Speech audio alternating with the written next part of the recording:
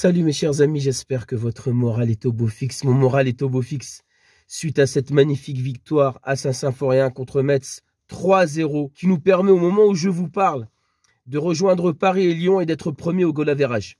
Écoutez, j'étais très inquiet à la mi-temps car moi je vais pas vous mentir, le raté d'Angel Gomez en début de match m'a tué parce qu'on aurait pu une fois de plus se faciliter le match beaucoup plus tôt. Mais on va rester sur cette deuxième période. Comme beaucoup de supporters de l'OM la saison dernière, on se plaignait de cette défense centrale qui était lamentable. Écoutez, là maintenant avec Naïef, bien que Naïef il nous a fait une sacrée peur. Hein. Ah mon Naïef, mon petit coquin ne recommence plus ça. Donc je vis en fin de première mi-temps. Avec Naïef, avec Benji, avec Emerson, franchement moi je suis scotché du niveau de ce gars-là. On est en train de franchir un cap. Mais si on arrive lors de ce mercato d'hiver, à faire des bonnes pioches au milieu de terrain. Parce que qu'on le veuille ou non, la première mi-temps, c'était flagrant, c'est insuffisant pour moi. Si on a envie de passer dans une autre dimension, voilà. Au niveau de la compo de départ, donc Geronimo dans les buts, la seule chose qu'il a à faire, il a fait excellemment bien. En fin de première mi-temps sur cette passe molle de mon petit Naïef. Mais je pense que Naïef, c'était prémédité. Il voulait laisser notre Geronimo briller une fois de plus. Donc, Geronimo dans les buts qui a été très peu sollicité parce qu'on a dominé le match largement. À droite, mon petit EA, tu sens que quand il a 3 défenseurs axiaux derrière lui, ils se sont plus à l'aise, ils se sont plus sereins pour prendre des initiatives offensives. Bien que moi, vous savez très bien combien je kiffe Murillo, mais bon, c'est pas le débat. Palmieri, une fois de plus, il a été très très bon. Au milieu de terrain, Højbjerg égale à lui-même ces derniers temps. Riley, très bon. Angel Gomez, il m'a déçu. Messane, des fois, il me frustre. Sincèrement, il me frustre. Des fois, tu le sens, ouais, c'est pas assez. Il touche certes le poteau, la barre, mais pour moi, j'attends plus. J'attends plus de percussion à l'image de... Alors moi, je l'appelle Elfar, ma souris. Eh oui, Igor Petchao. Mais ça, c'est de la percussion. Cependant, j'en profite un petit peu parce que moi, je connais pas grand-chose au foot. La seule chose que j'ai envie de dire, moi, les excentrés, les ailiers, on les appelait les ailiers à l'ancienne, faux pieds, je suis pas contre. Mais quand même, des fois, j'aime bien des débordements et des centres à l'ancienne. Parce que les défenseurs, ils sont pas bêtes à force. Limite, à la fin de la première mi-temps, je me disais, vas-y, inverse-les les deux. D'autant plus qu'on sait que Mason Greenwood, il a les 2 pieds. Et mon petit Robinho Vaz, j'espère que sa blessure n'est pas trop grave. Bon, après, je pense que c'est peut-être une déchirure. 3 semaines, vous savez très bon, bref, vous savez très bien comment ça se passe. Sinon, mon petit Robinho Vaz, il mériterait aujourd'hui d'avoir 2 passes décisives au compteur. Avec la passe D qui donne à Angel Gomez qui doit mettre et la magnifique passe D pour Petchao pour Igor. Donc, je reviens sur ce match, 0-0 à la mi-temps.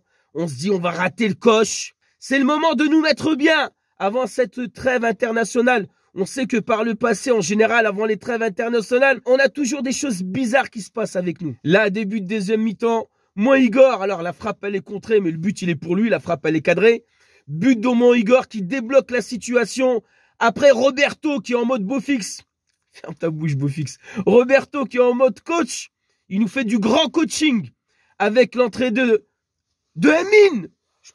Balerdi, je vous cache pas que quand j'ai vu Balerdi rentrer, à un moment, j'ai eu le doute. Est-ce qu'il va le faire jouer au milieu de terrain comme beaucoup pensent qu'il pourrait... Peut-être il pourrait évoluer au milieu de terrain. Moi, je vous dis pas. Hein. Mais déjà, une défense à 4, il est hors de question qu'il retourne dans une défense à 4. Finalement, Roberto, il a opté pour le 3-4-3, si cher au beau fixe. Donc, je reviens à mon petit Emine Guiri. Ceux qui étaient en live avec mon beau-frère et moi, mardi dernier, vous savez que j'ai appelé Roberto à faire rentrer mon Emine contre l'Ajax pour qu'il plante son but. Roberto, il a dit non, il ne rentrera pas. Il va rentrer aujourd'hui contre Metz. Passe D, un but magnifique en mode KB9. En mode KB9, je le dis. Un but en mode KB9. Donc 3-0. Le match est plié. Dommage, bon, les incidents, enfin, vous savez très bien. Moi, j'ai du mal, hein, j'ai du mal avec les déplacements. Vous savez combien je kiffe l'OM. Si je devais faire un déplacement pour aller voir l'OM, ça serait soit dans le parcage, comme ça, tu peux t'exprimer librement. Je pense que on avait beaucoup de supporters de l'OM infiltrés à Saint-Symphorien, et malheureusement, ça crée des tensions. Il y a que Bollaert, franchement, je kiffe Bollaert. J'y étais lors d'un Lens-Marseille, mais pas seulement. C'est une ambiance particulière, conviviale, familiale. Et bon, quand même, j'y vais plus ou moins infiltré par respect, parce que moi, en tant que supporter de l'OM, bien évidemment, tout ce qui est violence et tout, je cautionne pas du tout. Mais voir un gars célébrer au Vel à côté de moi, voir un gars célébrer un but contre l'OM, c'est dur. Après, on est différents. Il y en a, ils vont mal réagir et c'est comme ça, voilà.